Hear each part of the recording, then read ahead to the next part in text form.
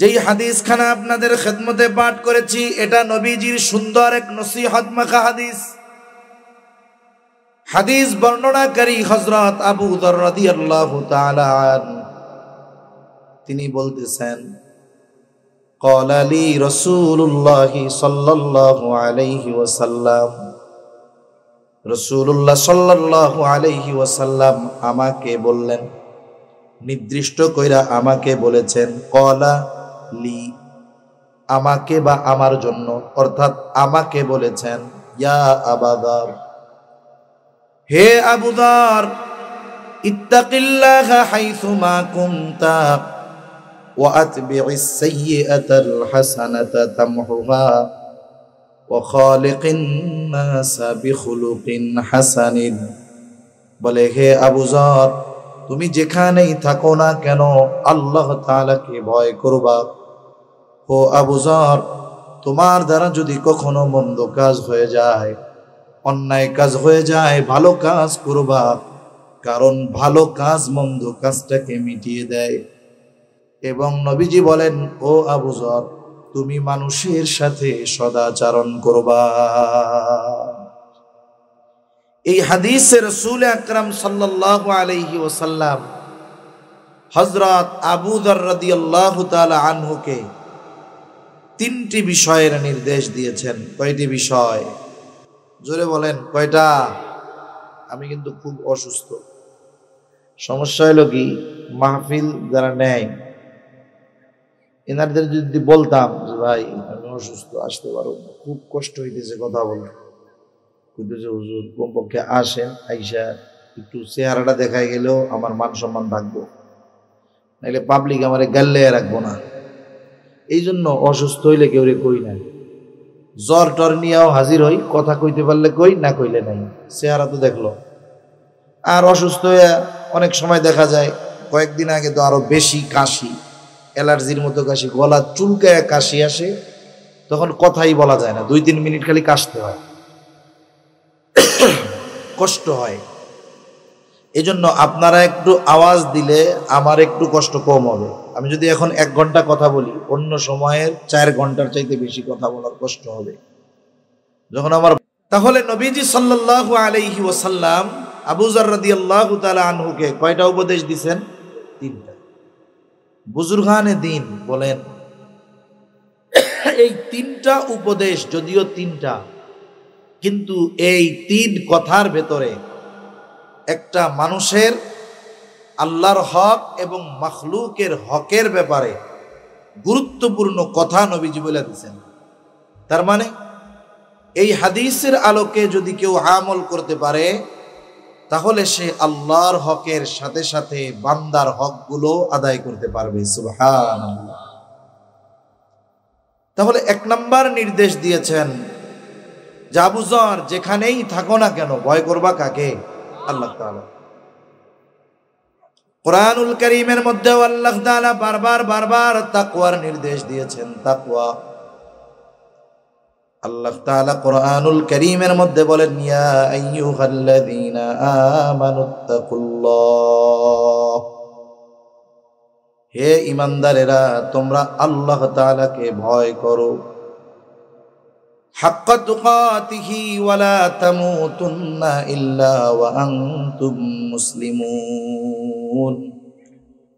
ভয় করার মতো ভয় করো, আর মুসলমান না হয়ে তোমরা মৃত্যুবরণ করিও না। কুরআনুল কারীমের অন্যতম একটি বৈশিষ্ট্য হলো, কোরআনে আল্লাহ তাআলা শুধু বান্দাদেরকে কোনো কর্মের আদেশ দেন এমনটা নয়, বরং ওই আদেশ দেওয়ার সাথে সাথে ওই আদেশ আমলে পরিণত করার পদ্ধতিও বলে দেন কে? জোরে বলেন না কে? আল্লাহ বলেন। তার মানে আল্লাহ তাআলা শুধু মুত্তাকি হওয়ার কথা আদেশ দিয়েছেন এমনটা নয়, বরং মুত্তাকি হওয়ার পদ্ধতিও আল্লাহ বলে দিয়েছেন।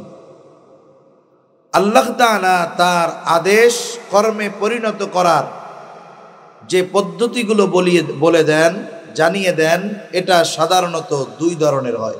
কয় ধরনের? একটা হলো আদেশ করার সাথে সাথে ওই আদেশ বাস্তবায়নের সুস্পষ্ট নির্দেশনা আল্লাহ দিয়ে দেন। আরেকটা হলো সুস্পষ্ট নির্দেশনা দেন না, তবে ইঙ্গিত দিয়ে দেন যে এই আদেশ ওই জায়গায় গেলে বাস্তবায়ন হবে। যেমন ইঙ্গিত দিয়া কেমনে? ইমানের পরে সবচাইতে গুরুত্বপূর্ণ যেই আমল সেটার নাম কি? জোরে বলেন না, নাম কি? নামাজ। আল্লাহ তাআলা কোরআনুল কারীমের মধ্যে নামাজের আদেশ করেছেন বারবার। ইমানের পরে সবচাইতে গুরুত্বপূর্ণ ইবাদত হলো নামাজ। শুধু তাই না, নামাজ হলো এমন এক ইবাদত, নবীজি বলেন আউয়ালু মা ইউহাসাবু বিহিল আবদু ইয়াউমাল কিয়ামাতিস সালাহ। কিয়ামতের দিন সর্বপ্রথম বান্দার নামাজের হিসাব নেওয়া হবে। ইমানের পরে সবচাইতে গুরুত্বপূর্ণ ইবাদত নামাজ। বলেন তো, কাউকে যদি কোরআনুল কারীম হাতে দিয়ে এই কথা বলা হয় যে আপনি নবীর হাদিস, নবীর সুন্নাহর কাছে যাইতে পারবেন না, ধরতে পারবেন না, কোনো রেফারেন্স দিতে পারবেন না, শুধুমাত্র কোরআনুল কারীমের এই 30 পারার মধ্য থেকে ফজরের 2 রাকাত সুন্নাত আমরা যেভাবে আদায় করি, শুধু কোরআন থেকে ওই বিষয়গুলো হুবহু আমাদের বের করে দেয়। নুরানির ছোট বাচ্চারা অনেক সময় প্রদর্শনী দেখায় 2 রাকাত নামাজে 60টা মাসালা কোরআন থেকে বের করে দেন। হাদিসের কাছে যাওয়া যাবে না। কিয়ামত পর্যন্ত যদি সুযোগ দেওয়া হয়, নবীকে বাদ দিয়ে, নবীর সুন্নাহ বাদ দিয়ে, আল্লাহর কসম কোরআনুল কারীম থেকে 2 রাকাত নামাজ পড়ার পদ্ধতি বের করা যাবে না। তার মানে যদিও আল্লাহ তাআলা নামাজের আদেশ দিয়েছেন কোরআনে, কিন্তু নামাজের পদ্ধতি আল্লাহ তাআলা কোরআনে বর্ণনা করেন নাই। তাহলে নামাজের আদেশ দিয়েছেন আল্লাহ, আর নামাজের পদ্ধতি উম্মতকে শিখিয়ে দিয়েছেন মুহাম্মাদুর রাসূলুল্লাহ। এই জন্য নবীজি বলেন সল্লু কামা রাআইতুমুনি উসাল্লি। নামাজ কিভাবে পড়বা? বলে আমাকে যেভাবে নামাজ পড়তে দেখো সেইভাবে পড়ো। আরো ইঙ্গিত আছে এই বিষয়গুলার। যেমন বান্দা আনুগত্য করবে রসুলের সাথে সাথে আল্লাহর আর আল্লাহর রসুলের। ওয়ামাইয়ুতিইল্লাহা ওয়ার রাসূলা ফাউলাইকা মাআল্লাযীনা আন'আমাল্লাহ। আল্লাহ তাআলা বলেন যে আল্লাহ এবং তার রসুলের আনুগত্য করবে। আনুগত্য মানে কি? বলে আল্লাহ তাআলার আদেশ নিষেধ মানবে, রসুলের আদেশ নিষেধ মানবে। আবার যদি জিজ্ঞাসা করি আল্লাহ আপনার আনুগত্য কেমনে করব, আল্লাহ তাআলা আরেক জায়গায় জবাব দিয়ে বলেন মাইয়ুতিইর রাসূলা ফাকাদ আতাআল্লাহ। যে আল্লাহর রসুলের আনুগত্য করবে সে আল্লাহরই আনুগত্য করবে। সুবহানাল্লাহ বলে। এটা সবচেয়ে বড় ইশারা যে আদেশ করছে কোরআনে, বাস্তবায়নের পদ্ধতি নাই। শিখবা কোথার থেকে? বলো আমার নবীর থেকে শিখে নাও। সুবহানাল্লাহ বলে। কিন্তু তাকওয়া অর্জনের বিষয়টা আল্লাহ তাআলা ইঙ্গিতে বলেন নাই, স্পষ্টভাবে বলে দিয়েছেন যে কোন কোন পদ্ধতি অবলম্বন করলে মুত্তাকি হওয়া যায়। বুজুর্গানে দ্বীনের কিছু কথা একটু নকল করে শোনাই আপনাদের। এখন আসেন আগে একটু জানি তাকওয়া কারে কয়, তাকওয়া কাকে বলে। তাকওয়ার এক শব্দ হলো ভয় করা। তাকওয়ার এক শব্দ কি? ভয় করা। মানুষ সাধারণত অপর মানুষকে 2টি কারণে ভয় করে। কয়টি কারণে? 1 নাম্বার, ভয় করে ওই ব্যক্তিকে, বলে সমাজের সবচাইতে খারাপ যেই ব্যক্তি, সন্ত্রাসী, চোর, ডাকাত, এইরকম মানুষ যারা, তাদেরকেও কিন্তু মানুষে ভয় করে। আবার আর এক শ্রেণীর মানুষকে ভয় করে, বলে তিনি চোরও নয়, তিনি ডাকাতও নয়। এই যে মনে করেন আপনাদের আশেপাশেই তো মনে হয় বড় গুণী না, এই মাদ্রাসার মুহতামিম সাহেব মুফতি সাখাওয়াতুল্লাহ কাসেমী হাফিজাহুল্লাহ, এই ব্যক্তিকে যদি কোনো যুবক চিনে আর সামনে দেখে, বলেন তো তার সামনে বিড়ি সিগারেট খাবে নাকি? আর এক বন্ধু কয়, কি রে 20 টাকা দিয়ে বেনসনটা কিনলাম, ফলাই দিলি কে? কি কয়, আসতেছে কে? কয় হুজুরে ভয় পাস। ওরে বাবা, ওই মাদ্রাসার মুহতামিম, খবরদার ওনার সামনে এটি করা যাইব? তাহলে মানুষ মানুষকে দুই কারণে ভয় পায়। একটা হলো মানুষ সর্বোচ্চ খারাপ হওয়ার কারণে, ওই খারাপির কারণে তাকে ভয় পায়। আর একজন মানুষ দিনদার, ভালো, মুত্তাকি, এই কারণে তাকে ভয় পায়। বলে খারাপের কারণে যাকে ভয় পায়, এই ভয়ের মধ্যে থাকে ঘৃণা। আর সম্মানের কারণে যাকে ভয় পায়, বলে এই ভয়ের মধ্যে থাকে মহব্বত আর ভালোবাসা। সম্মান, আজমত থাকে এই ভালোবাসা, ভয়ের মধ্যে। তাহলে বলেন, বান্দা আল্লাহকে ভয় করবে, সেই ভয়ের মধ্যে থাকবে আজমত, মহব্বত, ভালোবাসা, এটা নিয়ে ভয় করবে। কেন করবে? বলে আল্লাহই তো আমারে বানাইছে, আল্লাহই তো আমাকে রিজিক দেয়, তিনিই তো আমার রিজিক দাতা, তিনিই তো আমার রব, তিনি আমাকে কত ভালোবাসে। তাহলে আল্লাহ তাআলাকে ভয় করার উদ্দেশ্য কি? বলে তার আজমতকে সামনে রেখে মুহাব্বতের দৃষ্টিতে আল্লাহকে ভয় করা। বুজুর্গানে দিন বলেন, তাকওয়ার আরেক অর্থ কি? বলে বিরত থাকা। কিসের থেকে? বলে আল্লাহ যা মানা করছে তার থেকে, তার মানে গুনার থেকে। তাহলে দুইটা বিষয়ের সমন্বয়ে যদি করা হয়, কথাটা এইরকম, আল্লাহকে মুহাব্বতের সাথে ভয় করে তার নিষেধাজ্ঞা বিষয়গুলো থেকে বেঁচে থাকা, বিরত থাকা, বলে এটাই হলো তাকওয়া। আর যেই ব্যক্তি এটা করে, বলে সেই ব্যক্তি হলো মুত্তাকি। আমাদের মুত্তাকি হওয়ার দরকার আছে না নাই? আল্লাহ তাআলা মুত্তাকি হওয়ার নির্দেশ দিলেন। নির্দেশ দিয়ে মুত্তাকি কিভাবে হওয়া যেতে পারে? কিছু জিনিস শুধু লেখাপড়া করলেই হওয়া যায় তা না। মনে করেন আপনাদের এলাকার একজন মোটামুটি ভালো লেখাপড়া জানে, পড়তে পারে, ও চিন্তা করছে যে 4 বছর MBBS যারা হয়, 4 বছর লেখাপড়া করার পরে ওরা তো 12-14টা বই পড়ে, তা আমি বাংলা বাজার থেকে নিয়ে 30টা বই কিনে নিয়ে আসলাম। 30টা মেডিকেলের বই নিয়ে আইসা পড়ছে। ওরা 4 বছরে পড়ছে 12টা, ও পড়ছে 4 বছরে কয়টা? 30টা। 30টা বই শেষ করার পরে ওই ব্যক্তি কোনো ডাক্তারের সহচর্যে থাকে নাই, কোনো মেডিকেল বিশ্ববিদ্যালয়ে লেখাপড়াও করে নাই।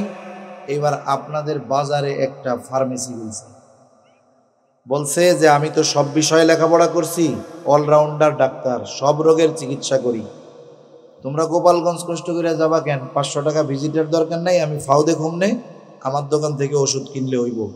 বলেন তো, যে ব্যক্তি জানে যে ও কোনো ডাক্তারের সাথে থাকে নাই, কোনো মেডিকেল কলেজে পড়ে নাই, ওর কাছে জ্বরের ট্যাবলেট কেনার জন্য ডরে কেউ যাবে না, ঠিক কিনা বলেন?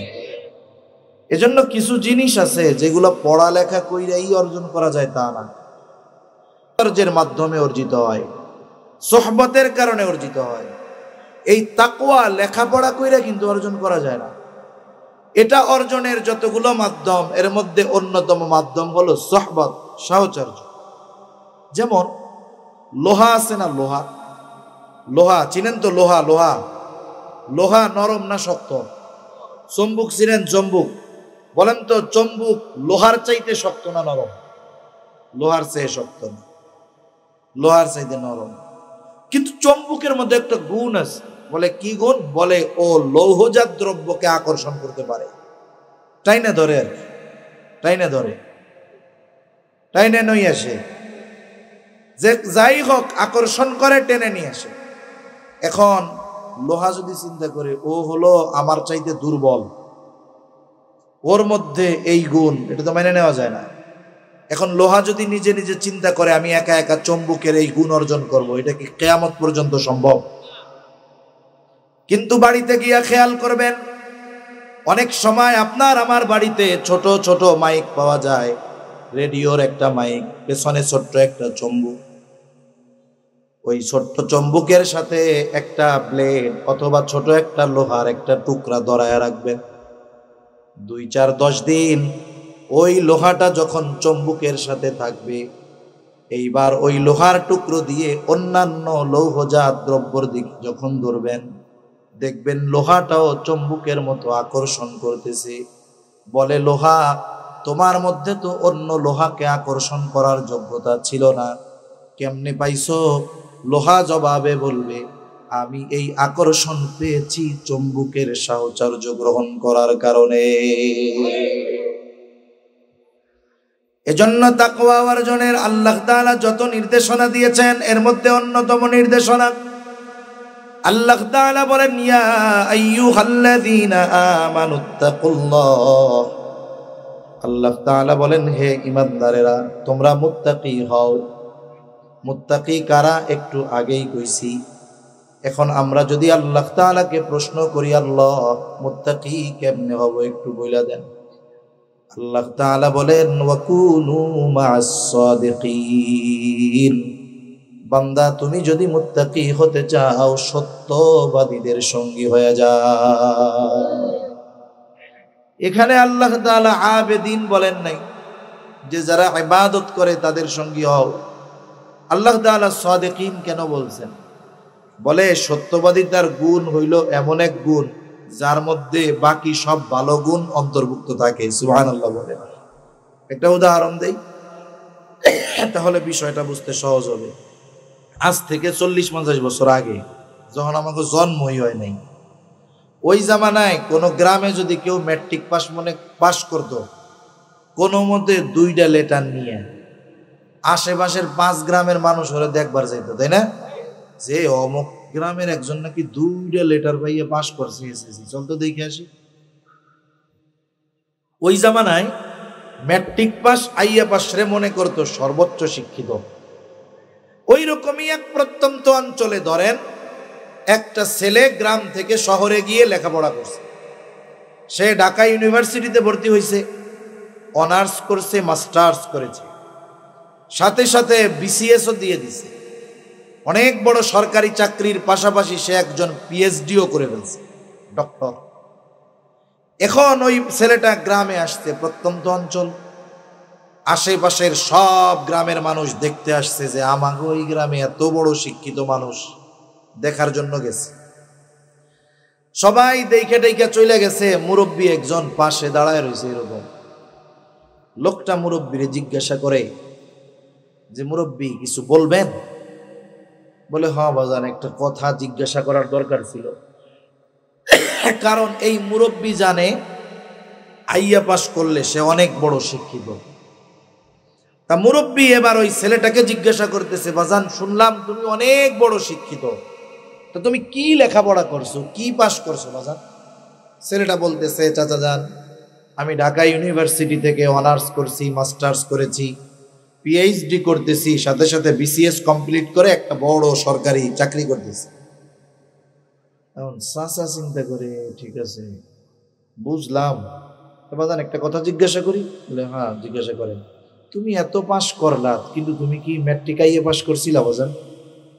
এখন কম তো। চাচা তো বুঝে যে ম্যাট্রিক পাস করলে অনেক বড় শিক্ষিত, কিন্তু চাচা তো এটা বুঝতেছে না যে অনার্স করছে, ও যদি আইয়া পাস না করে অনার্স করতে পারবে?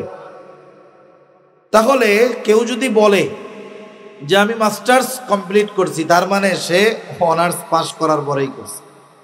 এখন একজন হুজুরে জিজ্ঞাসা করছে, হুজুর আপনার নাম কি? গ্রামের মানুষ বলতেছে, মনে করেন আমার নাম মুফতি আব্দুল্লাহ বা আব্দুর রহমান। আপনি মুফতি? আপনি কি মৌলানা হয়েছিলেন হুজুর?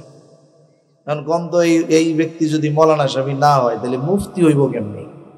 তার মানে যখন বলল মুফতি, তার মানে উনি মৌলানা হইয়াই রয়েছে। তা সাদিক, সত্যবাদিতা এমন এক গুণ, বলে তার মধ্যে বাকি সব গুণ পাওয়া যায়, ওইটার খোঁজার দরকার নাই, থাকে ওর মধ্যে। সুবহানাল্লাহ বলেন। এজন্য আল্লাহ তাআলা মুত্তাকি হওয়ার জন্য সত্যবাদীদের সঙ্গ নেওয়ার কথা আল্লাহ তাআলা বলেছেন। 2 নাম্বার পদ্ধতি আল্লাহ তাআলা বলেন, ইয়া আইয়ুহাল্লাযীনা আমানুত্তাকুল্লাহ ওয়াল তানদুর নাফসুম মা কদ্দামাত লিগাদ। আল্লাহ তাআলা বলেন, হে ঈমানদারেরা, তোমরা মুত্তাকি হও।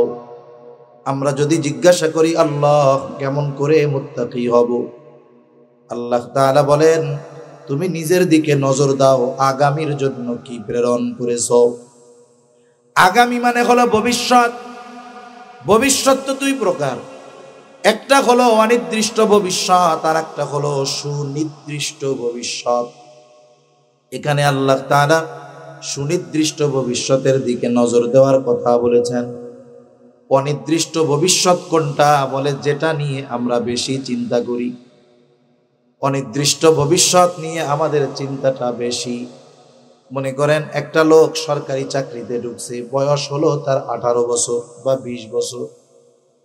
যখন থেকে তার চাকরি শুরু, একেবারে শুরুর মাসের স্যালারি থেকে তার বেতনের নির্দিষ্ট একটা অংশ গভর্নমেন্ট কেটে রাখে, তাকে দেয় না। জিজ্ঞাসা যদি করা হয় দিবেন কখন, বলে এ চাকরি কইরা যখন 62 বছর বয়সে অবসর নিবে, যেই পরিমাণ টাকা জমবে তার দ্বিগুণ তাকে প্রদান করা হবে। আবারও চিন্তা করে সরকারও জমাইতেছে, আমিও মাসে মাসে 2-3 হাজার জমাই, কি করবা? বলে এখন তো শক্তি আছে, সামর্থ্য আছে, যখন 62 বছর বয়সে চাকরি ছেড়ে দিব ওই সময় যেন অন্যান্য কাজে না জুড়তে হয়, বাড়িতে বসে বসে যেন খাইতে পারি, এই জন্য আমিও জমাই, সরকারও জমাই।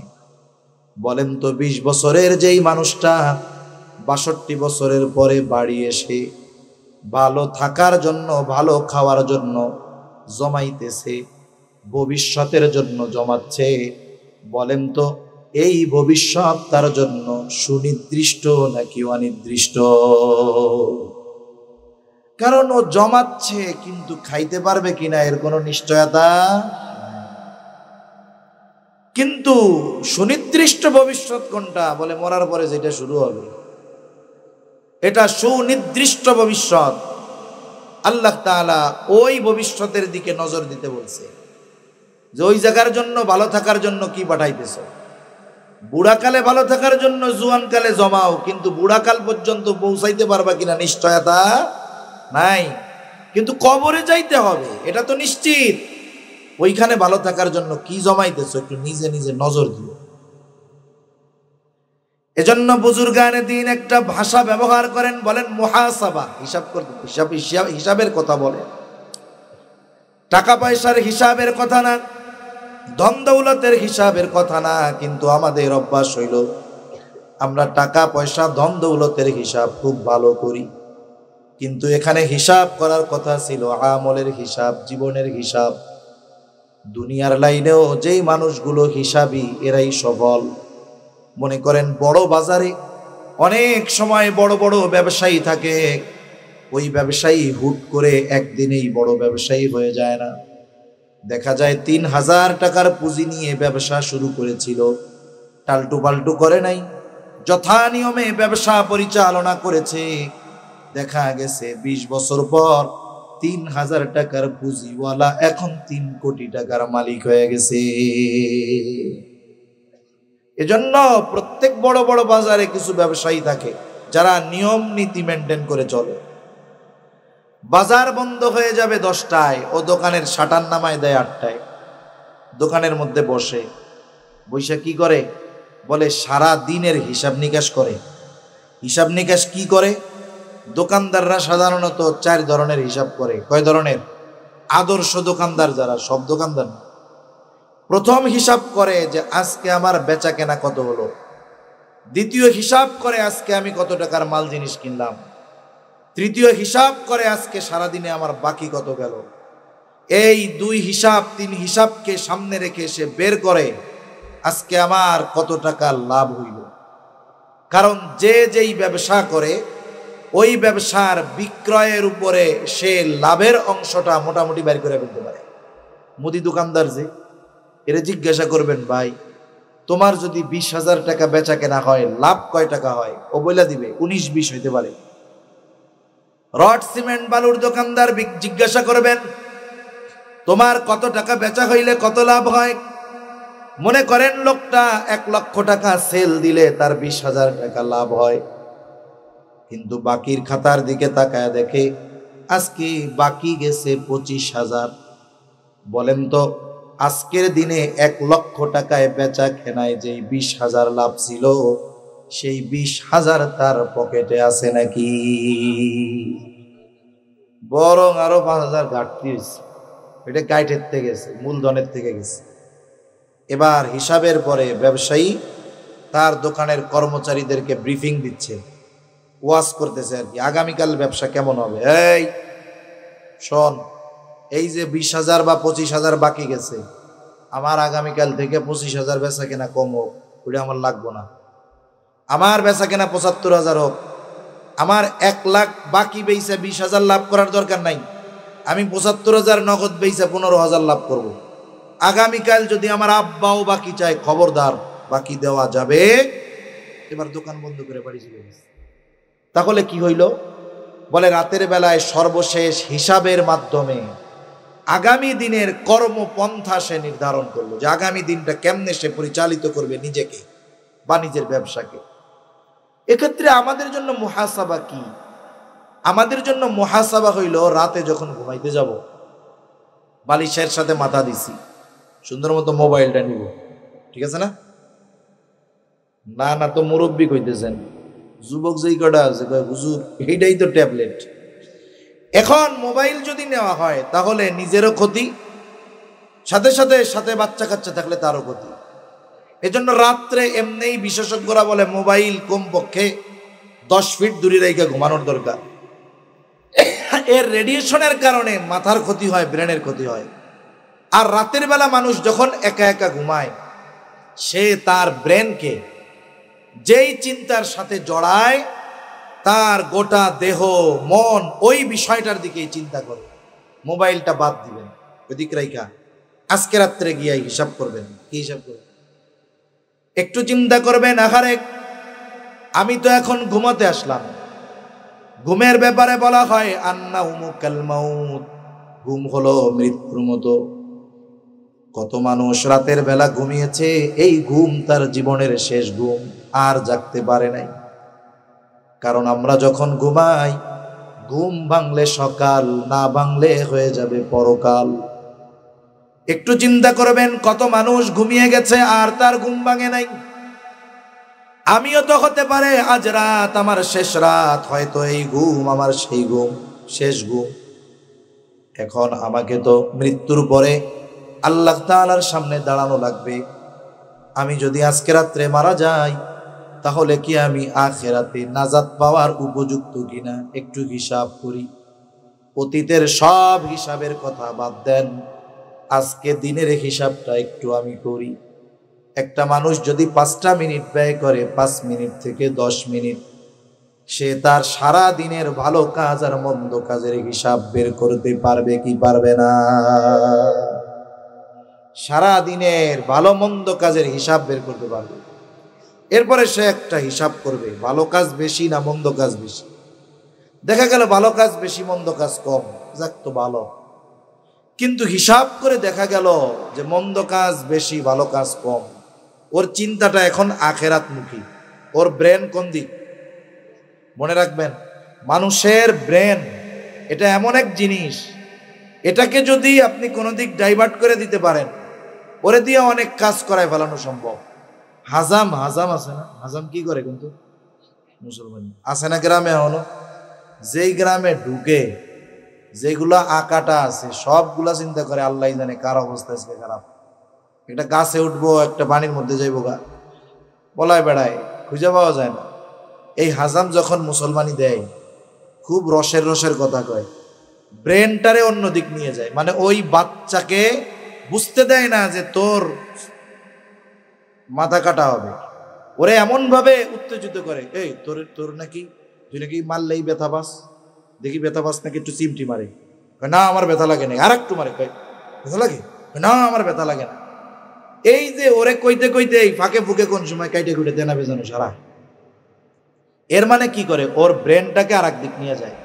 এজন্য আমরা যখন কোনো সময় একাকী থাকি, আমাদের চিন্তা যদি আখেরাত নিয়ে করি, দেখবেন তখন জীবনের অনেক কিছু সামনে আসবে। আল্লাহর কাছে মাপ চাওয়ার চিন্তা আমাদের অন্তরের মধ্যে আসবে। এখন ও তো আখেরাত নিয়ে চিন্তা করতেছে, এই জন্যই তো হিসাব করছে আজকে সওয়াব বেশি না গুনাহ বেশি, একটু হিসাব করি। এখন হয়তো হিসাব করে দেখলো আজকে গুনাহ বেশি সওয়াব কম, এই চিন্তা হয়তো তার জীবন পরিবর্তনের কারণ হয়ে যেতে পারে। হয়তো তখন আল্লাহ তাআলার কাছে তওবা করবে, বলবে আল্লাহ আজ রাতে যদি মারা যায়, আজকের হিসাবেই তো আমার গুনাহ বেশি সওয়াব কম। আয় আল্লাহ জীবনে অনেক পাপ তো করেছি, আয় আল্লাহ আপনি আমার গুনাহগুলো মাফ করে দেন, আর আগামী থেকে গুনাহ করব না। আমরা যদি মনে করি আস্তাগফিরুল্লাহ আস্তাগফিরুল্লাহ পড়লেই মনে হয় তাওবা, না না, এই যে অন্তর থেকে অনুতপ্ত হয়ে ওই গুনাহ না করার ব্যাপারে প্রতিশ্রুতিবদ্ধ হয়ে আল্লাহর কাছে যখন ক্ষমা চেয়েছে, বলে এর চাইতে একনিষ্ঠ খালেস তাওবা আর কোনো কিছুই হতে পারে না। আল্লাহ না করুন ওই ব্যক্তি যদি রাতের বেলা মারা যায়, খালেস তাওবা নসিব হয়ে গেছে, আশা করা যায় কিয়ামতের দিন নিষ্পাপ হিসাবে আল্লাহর সামনে দাঁড়াবে। এই জন্য মুহাসাবার কথা বুজুর্গানে দিন বলেন, যে জীবনের হিসাব নেওয়া, যে আমার জীবনের গুনাহ বেশি না পাপ বেশি, এই আলোচনা বা এই হিসাব যেই মানুষগুলো বেশি বেশি করে, ওই মানুষগুলোর জন্য মুত্তাকি হওয়া সহজ হয়ে যায়। আলোচনা অনেক লম্বা হয়ে যাইতেছে, আমি আমার আগের কথার দিকে ফিরে আসি। তাহলে রাসূল আকরাম সাল্লাল্লাহু আলাইহি ওয়াসাল্লাম হযরত আবু যর রাদিয়াল্লাহু তাআলা আনহুকে নির্দেশ দিয়েছে, যেখানেই থাকো না কেন ভয় করবা কাকে? বলেন তো, পৃথিবীর এমন কোন জায়গা আছে যেই জায়গায় গিয়ে যদি গুনাহ করা হয় আল্লাহ তাআলা দেখবে না? এরকম 2-1 ইঞ্চি জায়গা আছে? এই পৃথিবীর যত সমুদ্র আছে, মহাসমুদ্র, সবচাইতে গভীর জায়গা যেই জায়গা বলে প্রায় 13,000 মিটারের বেশি, মানে 13 কিলোমিটার গভীর। বিজ্ঞান বলে সূর্যের আলো পানির কয়েকশো মিটার নিচ পর্যন্ত যায়, এরপরে আর যায় না। বলে ওই সমুদ্রের একেবারে তলদেশে ক্ষুদ্র ক্ষুদ্র ছোট ছোট প্রাণী আছে। ওই সমুদ্রের তলে আমাবস্যার অন্ধকারের চাইতেও বেশি অন্ধকার। বলে ওই সমুদ্রের একেবারে তলদেশে ওই জায়গায় কিছু প্রাণী চলাচল করে বালুর উপরে, সমুদ্রের নিচে। ওই প্রাণীগুলো মানুষ দেখতে পারে না। বলে ওই প্রাণী যত ক্ষুদ্র হোক না কেন, জায়গাটা যত অন্ধকার হোক না কেন, ওই প্রাণীটাকেও আল্লাহ তাআলা সুস্পষ্টভাবে দেখে। শুধু তাই না, ওই ছোট প্রাণীটা চলাচল করার দ্বারা যেই আওয়াজ হয়, ওই আওয়াজও সুস্পষ্টভাবে যিনি শুনতে পারেন তিনি কে? এ বিশ্বাস যদি আমার আপনার মধ্যে থাকে, পাপ করার উপায় আছে। হযরত লোকমান, নাম শুনছেন না? লোকমান কি প্রজ্ঞাময় এক ব্যক্তি, প্রজ্ঞাবান এক ব্যক্তি। হযরত লোকমান তার সন্তানকে কিছু উপদেশ দিয়েছে। উপদেশগুলো আল্লাহ তাআলার কাছে খুব পছন্দ হয়েছে।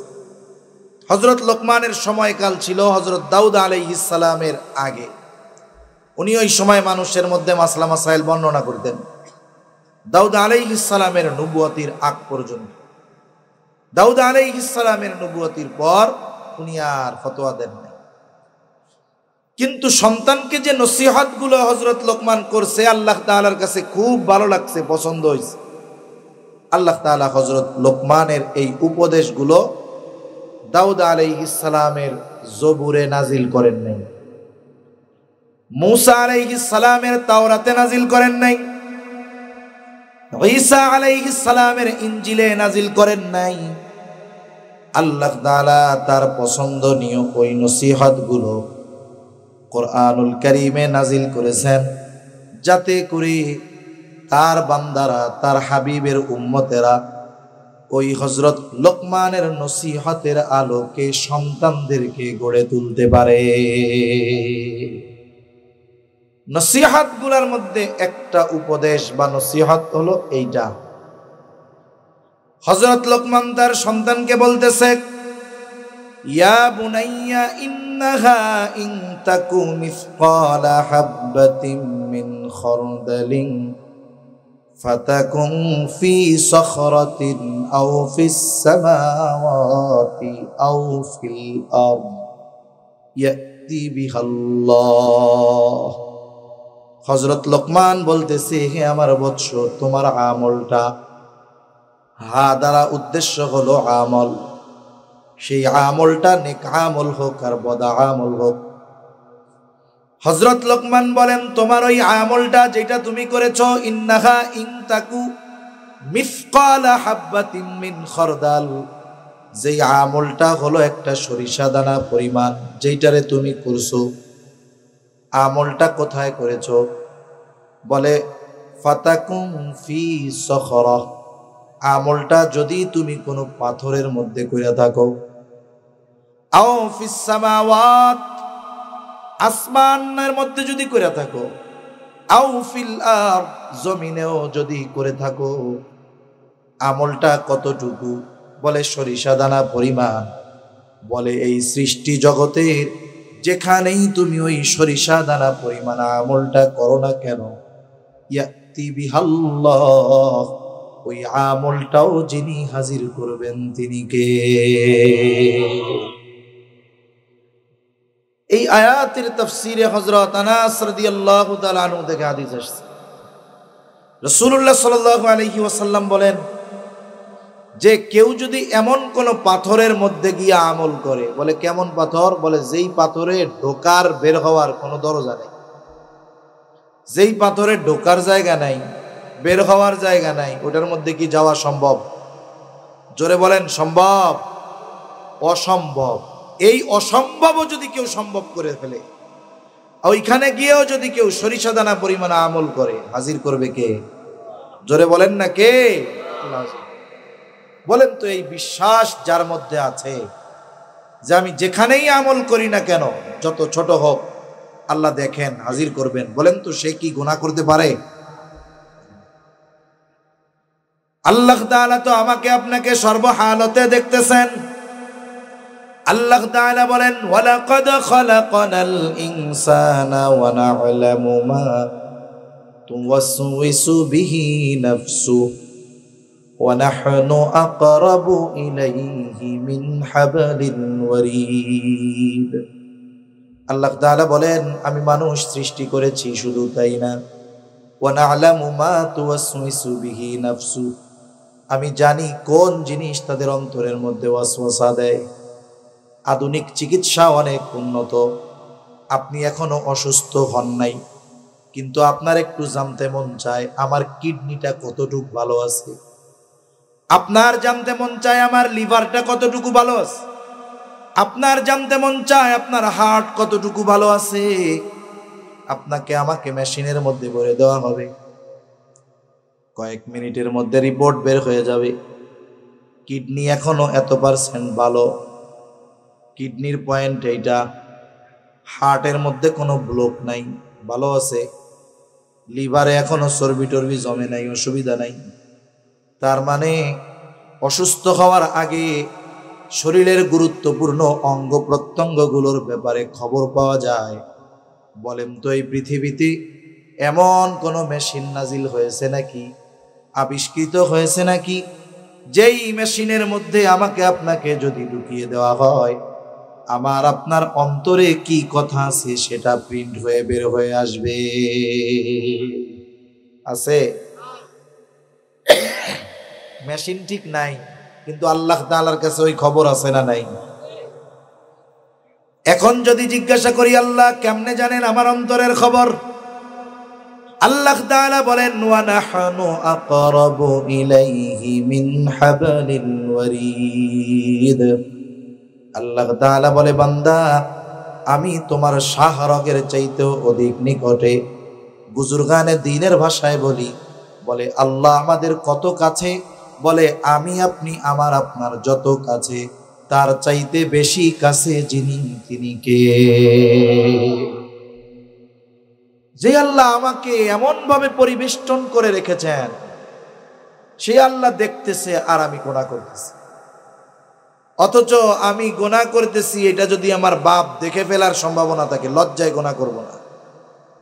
আমি অন্যায় করতেছি, প্রশাসন জেনে যেতে পারে, ভয়ে আমি পাপ করব না। অথচ বান্দার সবচাইতে বেশি লজ্জা এবং ভয় কাকে করার দরকার ছিল? জোরে বলেন, আল্লাহ তাআলাকে দরকার ছিল। এজন্য আমরা আল্লাহর ব্যাপারে সর্বোচ্চ ভীত হব মুহাব্বতের সাথে, এবং তার নিষেধগুলো থেকে বেঁচে থাকবো, বলেন ইনশাআল্লাহ।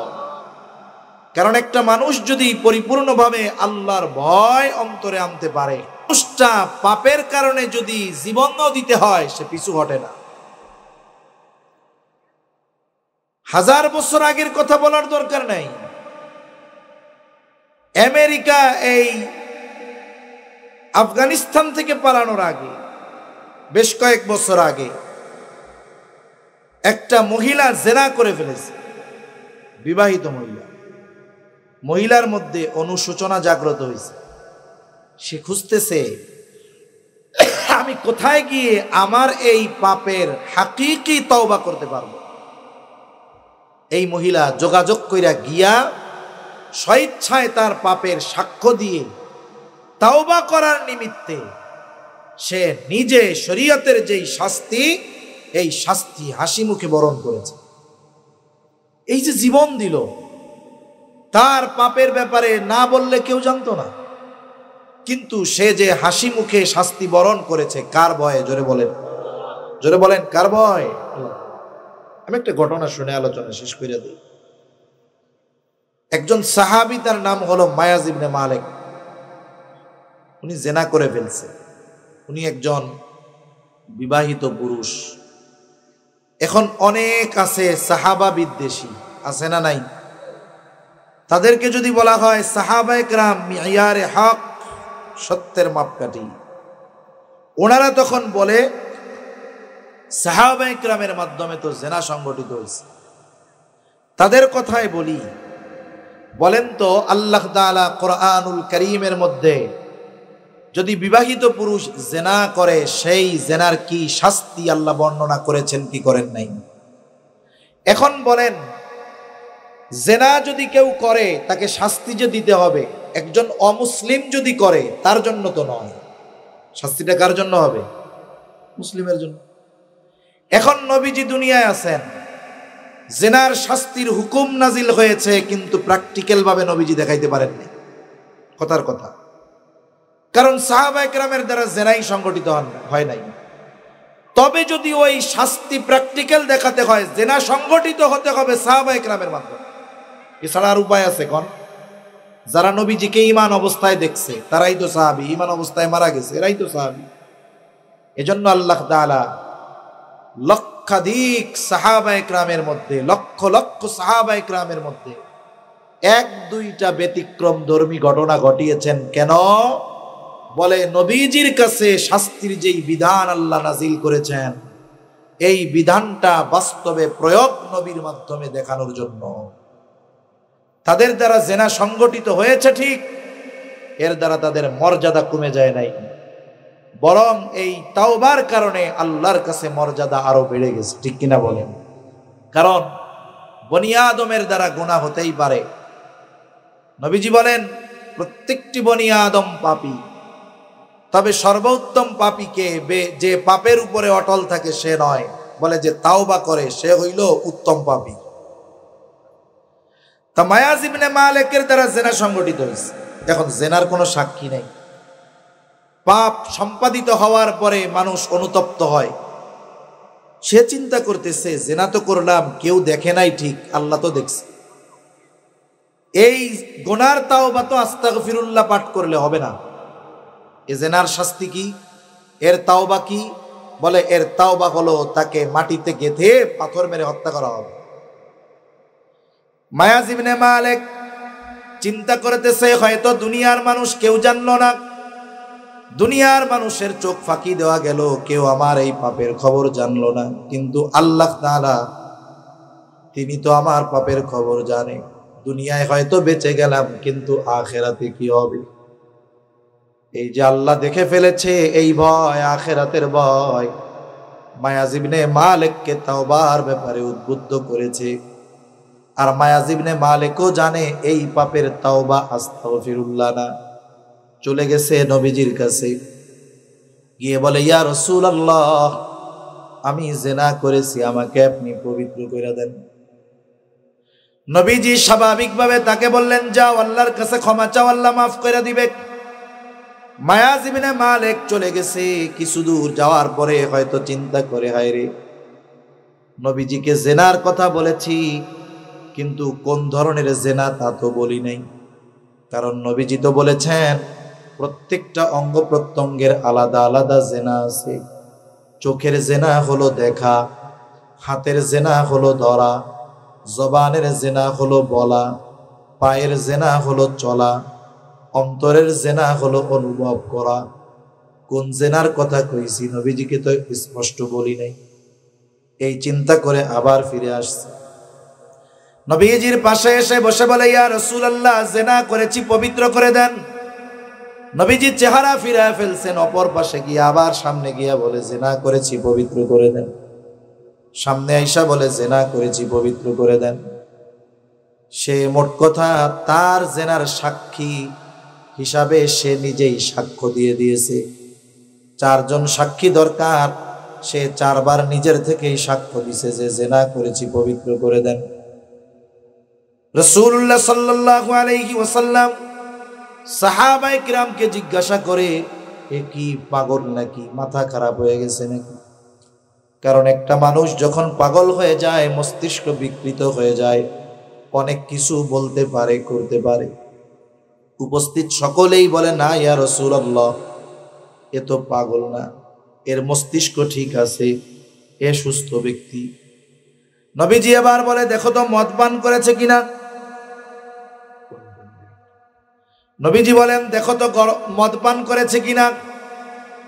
পরীক্ষা করা হলো, না, মদ পান করে নাই। এবার নবীজি আবার মায়াজ ইবনে মালিককে জিজ্ঞাসা করে, মায়াজ, তুমি কি বলতে চাও? বলে, ইয়া রাসূলুল্লাহ, আমি জেনা করেছি, পবিত্র করে দেন। বলে, কেমন জেনা? বলে, বৈধ স্বামী স্ত্রী যা করে আমি অন্যায়ভাবে এটা করেছি। মায়াজ ইবনে মালিকের তাওবা হলো পাথর নিক্ষেপে হত্যা। সব ব্যবস্থাপনা করা হলো, মায়াজ ইবনে মালিককে পাথর নিক্ষেপে হত্যা করা হলো। নবীজি স্বয়ং উপস্থিত থেকে কাফন, জানাজা, দাফনে নবীজি অংশগ্রহণ করলেন। মায়াজ ইবনে মালিককে কবর দিয়ে ফিরে আসতেছেন সবাই। 2 জন ব্যক্তি মায়াজ ইবনে মালিকের কবরের দিকে ইশারা করে বলে, দেখো এই লোকটা মায়াজ ইবনে মালিক বড় বোকা, তার গোনাহ, এই পাপ গোপন করার সুযোগ ছিল, নবীজি তাকে ফিরিয়েও দিয়েছিল, কিন্তু লোকটা বড় বোকা। আবার ফিরে এসে নিজের জেনার কথা মানুষের সামনে স্বীকৃতি দিয়ে দিল। শুধু তাই না, নিজে তো মরলই, সাথে সাথে সমাজের মানুষও জেনে গেল মায়াজ ইবনে মালিক একজন জেনাকার। এই 2 ব্যক্তির কথোপকথন নবীজি সাল্লাল্লাহু আলাইহি ওয়াসাল্লাম শুনছেন। ওই জায়গায় কিছু বলেন নাই। কিছু দূর অগ্রসর হওয়ার পরে নবীজি দাঁড়িয়ে গেলেন। মরুভূমির ভিতরে একটা মরা গাধা রৌদ্রের তাপে ঝলসে গেছে, পা 2টা উপরের দিকে উঠে গেছে। নবীজি ওখানে দাঁড়িয়ে বলতেছেন, ওই 2 ব্যক্তি কোথায়? এবার নবীজির সামনে তারা আসলো। নবীজি বলে, যাও ওই যে মরা গাধা, এটার গোশত খাও। 2 জন বলে, ইয়া রাসূলুল্লাহ, মরা গাধার গোশত খাওয়া যায় নাকি? নবীজি বলেন, তোমরা 2 জন তোমাদের ভাই মায়াজ ইবনে মালিকের গীবত করেছো। বলে, ইয়া রাসূলুল্লাহ, আমরা তো সত্য কথাই কইছি।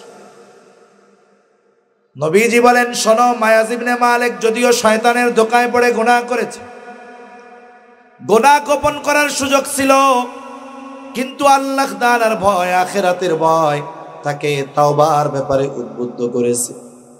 গোপন করার সুযোগ থাকার পরেও করে নাই। মায়াজ ইবনে মালিক তাওবা করেছে।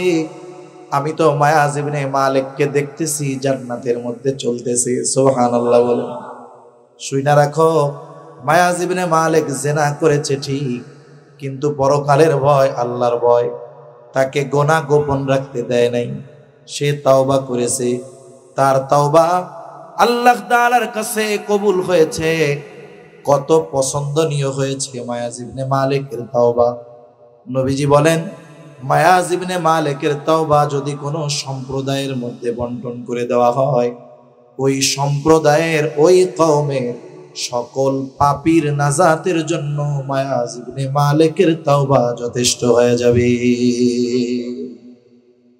এজন্য একটা ব্যক্তি যখন বাস্তবে মুত্তাকি হয়ে যায়, সে তার দ্বারা গুনাহ হয়ে গেলেও গুনার উপরে সে অটল থাকে না, বরং তাওবা